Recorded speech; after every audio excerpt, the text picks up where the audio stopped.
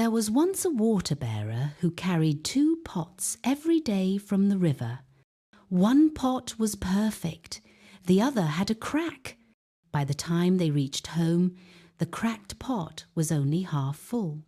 Feeling ashamed, it said, "I'm broken, I'm useless."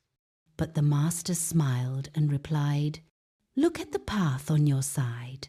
Flowers bloom there. I planted seeds and you watered them every day without even knowing." Sometimes we feel like that cracked pot, weak, broken, not good enough. But God uses those very cracks to bring beauty into the world.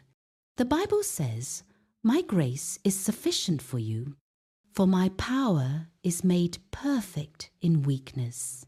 So don't hide your cracks. Let God's glory shine through them. God bless you.